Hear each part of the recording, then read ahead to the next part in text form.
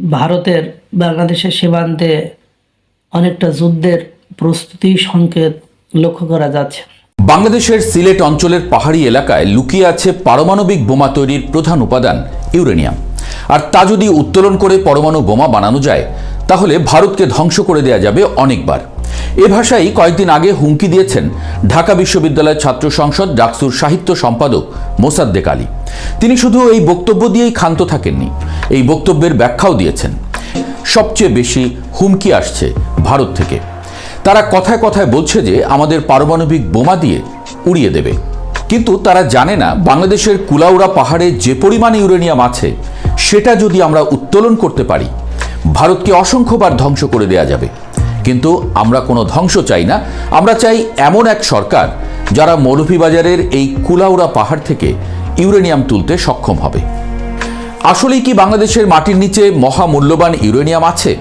আর থাকলেই কি তা উত্তোলন করা সম্ভব? উত্তোলন যদিও করা যায়, বাংলাদেশের মতো দেশের পক্ষে কি পারমাণবিক বোমা তৈরি সম্ভব আদৌ কোনো দিন হবে? এসব প্রশ্নের উত্তর খোঁজার আগে দেখে নেওয়া যাক মোসাদ্দেক তার ফেসবুক স্ট্যাটাসে কি ব্যাখ্যা দিয়েছেন। মোসাদ্দেক তার বক্তব্যের ব্যাখ্যায় দাবি করেন, হিলারি ক্লিন্টন পর্যন্ত তার বক্তব্যে বাংলাদেশের ইউরেনিয়ামের কথা বলেছিলেন। মোসাদ্দেক লিখেছেন, মৌলভীবাজারের হারাগাছায় কুলাউড়া পাহাড়ের ইউরেনিয়াম, যেটা নিয়ে কন্ট্রোভার্সি হচ্ছে। কিছু মানুষ আবার ট্রল করছেন, কিন্তু জিনিসটা মোটেও সস্তা বা সিলি কোনো বিষয় নয়। এদেশের কোনো রাজনীতিবিদকে কখনো এ বিষয় নিয়ে কোনো কিছু বলতে শুনিনি। তারা কি এত বড় একটা সম্পদ নিয়ে 50 বছরের ইতিহাসে কখনো কোনো প্ল্যান বা কনসার্ন দেখিয়েছে? না, কাউকে একবার মুখে আনতেও শুনিনি। অথচ বাইরের দেশের অনেক রাজনীতিবিদ আমাদের দেশে অবস্থিত কুলাউড়া পাহাড়ের ইউরেনিয়াম নিয়ে খোলাখুলি কথা বলেছে, এটা নিয়ে আগ্রহ প্রকাশ করেছে। 2012 সালের দিকে হিলারি ক্লিন্টন বাংলাদেশ সফরে এলে সেন্ট মার্টিন এবং কুলাউড়ার কথা বলেছেন। কুলাউড়ায় ইউরেনিয়ামের সন্ধান পাওয়া যায় 1975 সালে। 1985 সালে এর 10 বছর পরে ভূতাত্ত্বিক জরিপ অধিদপ্তর আবার অনুসন্ধান চালিয়ে ইউরেনিয়ামের বিষয়ে নিশ্চিত হয়। আর এই ইউরেনিয়াম পৃথিবীর অন্যান্য দেশ থেকে উন্নত। ওই সময় মৌলভীবাজারের জুড়ির হারাগাছা এবং সিলেটের জৈন্তাপুর থেকে সংগৃহীত মাটি পরীক্ষা করে দেখা যায় প্রতি 10 লাখ মাটির কণার মধ্যে রয়েছে 500 থেকে 1300 ইউরেনিয়াম কণা। অর্থাৎ পরীক্ষিত স্থানের মাটিতে ইউরেনিয়াম প্রাপ্তির হার 500 থেকে 1300 পার্টস পার মিলিয়ন ppm। বিশ্বের যেসব খনি থেকে ইউরেনিয়াম সংগ্রহ করা হয় সেগুলোতে 300 থেকে 1000 ppm ইউরেনিয়াম থাকে। মোসাদ্দেক আলীর এমন বক্তব্য এবং তার ফেসবুক ব্যাখ্যায় রীতিমতো হইচই হচ্ছে রাজনীতি এবং বিজ্ঞান প্রযুক্তি সংশ্লিষ্ট বিশেষজ্ঞদের মাঝে। অনেকে আবার এ নিয়ে হাসাহাসি ট্রল পর্যন্ত করছেন। এই ব্যাপারে নিজের মতামত পেশ করেছেন দেশের প্রখ্যাত পদার্থবিজ্ঞানী এবং ঢাকা বিশ্ববিদ্যালয়ের শিক্ষক কামরুল হাসান মামুন। তিনি লিখেছেন, কুলাউড়ার পাহাড়ে নাকি যেই পরিমাণে ইউরেনিয়াম আছে সেটা যদি আমরা উত্তোলন করতে পারি তা দিয়ে নাকি ভারতকে অসংখ্যবার উড়িয়ে দেওয়া যাবে। এই রকম একটি বক্তব্য ডাকসুর এক নেতার ভিডিওতে শুনলাম। এইবারের বিশ্ববিদ্যালয়ের ছাত্র সংসদের নেতাদের কথাবার্তা, বক্তৃতা, মেধা এবং পড়াশোনায় খুবই দুর্বল মনে হচ্ছে। প্রকৃতিতে ইউরেনিয়াম পাওয়া গেলেও সেটা নিয়ে বোমা বানানো যায় না। নিউক্লিয়ার বোমার জন্য দরকার U-235, যা প্রাকৃতিক ইউরেনিয়ামে থাকে মাত্র 0.72%। প্রাকৃতিক ইউরেনিয়ামকে এনরিচ করতে হয়, যেটা ইরান করতে চায় বলে 2 দিন পর পর ইসরায়েল, আমেরিকা, পশ্চিমা বিশ্ব ইরানকে আক্রমণ করে, নিষেধাজ্ঞা দেয়। প্রাকৃতিক ইউরেনিয়াম থাকলে সেটা জানা মাত্রই জাতিসংঘের IAEA পেছনে লাগবে, নানা রকম নিষেধাজ্ঞার অধীনে বাংলাদেশ চলে আসবে। বাবারা, কথাবার্তা একটু হুঁশদিশ করে বল, ভাষায় লাগাম টানতে হয়। উড়াইয়া দিবা, মাইরা ফেলবা, এইসব কোনো সভ্য দেশের মানুষ এমন করে বলে না। কাজাখস্তানে বিশ্বের 2য় সর্বোচ্চ ইউরেনিয়াম মজুদ আছে, তাই বলে কাজাখস্তান কি নিউক্লিয়ার বোমা বানিয়ে ফেলেছে বা তার প্রতিবেশী রাষ্ট্রকে হুমকি ধামকি দিচ্ছে? তারা IAEA এর নানা বাধ্যবাধকতায় বন্দী। মৌলভীবাজারের কুলাউড়া ও জুড়ির পাহাড়ে ইউরেনিয়াম পাওয়ার সম্ভাবনা নিয়ে আলোচনা আছে এবং কিছু প্রাথমিক অনুসন্ধানে এর আভাসও মিলেছে। তবে এটি এখনও বাণিজ্যিক বা বড় আকারের খনি হিসেবে প্রতিষ্ঠিত হয়নি, বরং কিছু রেডিও অ্যাক্টিভ অ্যানোমালি বা অস্বাভাবিকতা শনাক্ত হয়েছে, যা আরও বিস্তারিত অনুসন্ধানের ইঙ্গিত দেয়। অধ্যাপক মামুন বলছেন, এই দেশের মানুষ 2 দিন পর পর জ্বালানিবিহীন গাড়ি বানিয়ে ফেলে, ফিজিক্সের প্রতিষ্ঠিত তত্ত্বকে ভুল প্রমাণ করে ফেলে, মহাবিশ্বের সৃষ্টির রহস্যের যেই সব প্রতিষ্ঠিত বৈজ্ঞানিক তত্ত্ব আছে সেগুলো পড়ে কিন্তু বিশ্বাস করে না। মানে বিজ্ঞান পড়ে, সেই বিজ্ঞান থেকে আবিষ্কৃত প্রযুক্তি ব্যবহার করে, কিন্তু বিজ্ঞানকে অনেক ক্ষেত্রেই বিশ্বাস করে না। তাহলে কিভাবে এই দেশ আগাবে? খোদ ঢাকা বিশ্ববিদ্যালয়ের ছাত্রনেতার বক্তব্য যদি এমন হয়, তা খুবই হতাশার জন্ম দেয়। এই বক্তব্য প্রতিবেশী দেশের সাথে খারাপ সম্পর্কের মাঝে আগুনে ঘি ঢেলে দেওয়ার মতো, সেটা বোঝার ক্ষমতাও নাই। বাংলাদেশের সিলেট অঞ্চলের পাহাড়ের নিচে ইউরেনিয়াম থাকার ব্যাপারে আলোচনা আসলে বহুদিনের। 1975 সালে সিলেটের জৈন্তাপুর এবং গোয়াইনঘাট এলাকায় প্রথম তেজস্ক্রিয় বালুর সন্ধান পাওয়া যায়। এরপর মৌলভীবাজারের জুড়ি এবং কুলাউড়া এলাকায়ও পরীক্ষা নিরীক্ষা চালানো হয়। ভূতাত্ত্বিকদের মতে ভারতের মেঘালয় রাজ্যের ডোমিয়াসাটে বড় ধরনের ইউরেনিয়াম খনি আছে।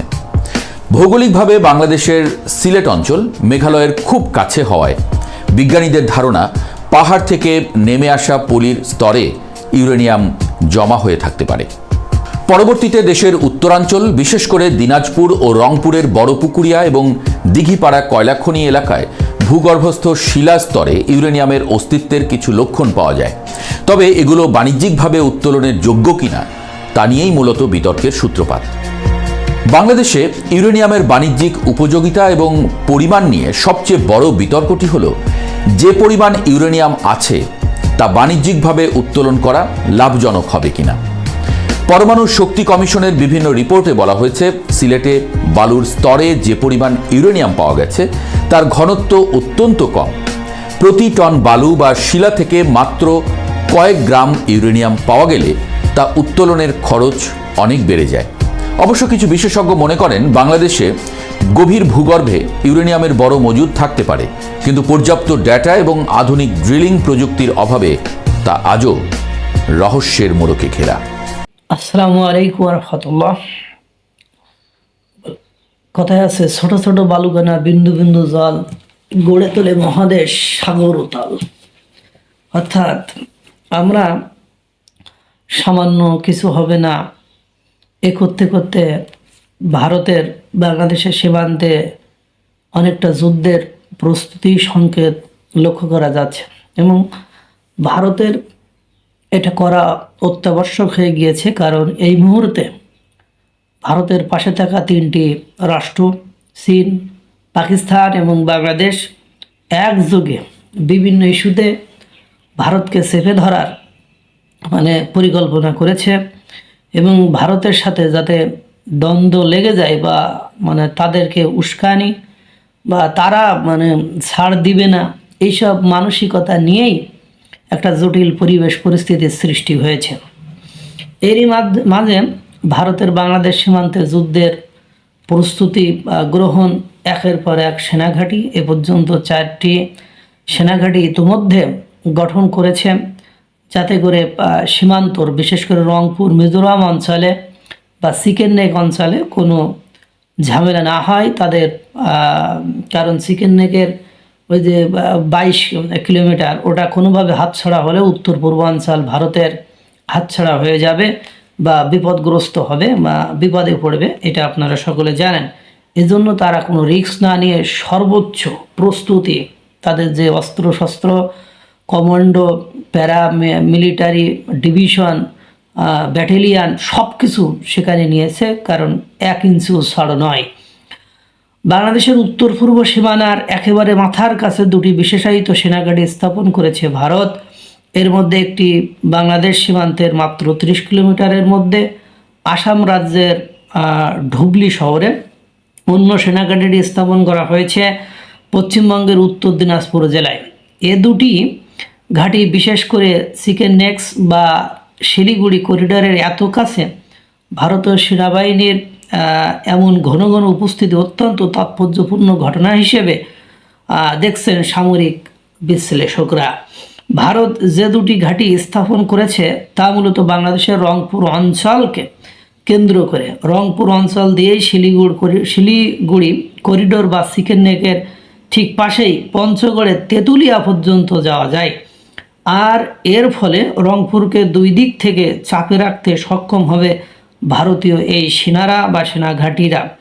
এই সামরিক ঘাঁটিতে সেনাবাহিনীর একটি বিশেষায়িত ইউনিট প্যারা এসএস বা প্যারা স্পেশাল ফোর্স সহ প্রায় 1500 সেনা সদস্য থাকবেন।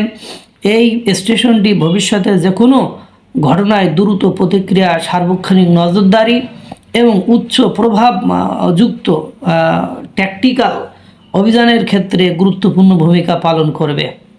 স্পর্শকাতর অঞ্চল এবং গুরুত্বপূর্ণ সময়ে প্রয়োজনে শত্রু ভূখণ্ডের ভেতরে অভিযান চালায় কমান্ডোরা। এছাড়াও বাংলাদেশের মিজোরাম অঞ্চলেও সেনাঘাঁটি স্থাপনের উদ্যোগ নিয়েছে। একদিকে চিকেন নেকের কাছে ভারতীয় কমান্ডোদের আনা হচ্ছে, অন্যদিকে মোতায়েন করা হচ্ছে পাহাড়ি এবং জলযুদ্ধে পারদর্শী মাউন্টেন ডিভিশনকে। এই হলো অবস্থা।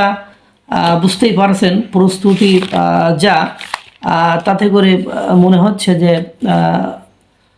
জ্ঞানীগুণী মুনি ঋষিদের দেশ ভারত, তারা কোনো কিছু কি মানে সহজভাবে নেয়নি বা তারা বিন্দু পরিমাণ ছাড় দিতে প্রস্তুত নয়। তারা তাদের সক্ষমতার জায়গা থেকে সকল প্রস্তুতি গ্রহণ করেছে, যা অনেকটাই যুদ্ধের সংঘাত মানে এবার ওবার হলেই বা নড়সাড় হলেই দেখা যায় মানে স্বীকৃত রাষ্ট্রীয় মানে রাষ্ট্রীয় আক্রমণ বা যে কোনো অরাষ্ট্রীয় বা অপ্রাতিষ্ঠানিক বা সন্ত্রাসীদের আক্রমণ কোনোটাই যাতে চিকেন নেক সহ বা কোনো জায়গায় কোনো ধরনের প্রভাব না ফেলতে পারে, তার সর্বাত্মক প্রস্তুতি তারা গ্রহণ করেছে। অ্যালং উইথ তাদের চিকেন নেকের অঞ্চলের যে জনগণ, তাদেরকেও বিভিন্ন প্রশিক্ষণ তারা বিভিন্ন সময় দিয়েছে, আপনারা এটা জানেন। আল্লাহ তাআলা সকলকে ভালো রাখুক, সুস্থ রাখুক। আসসালামু আলাইকুম ওয়া রাহমাতুল্লাহ।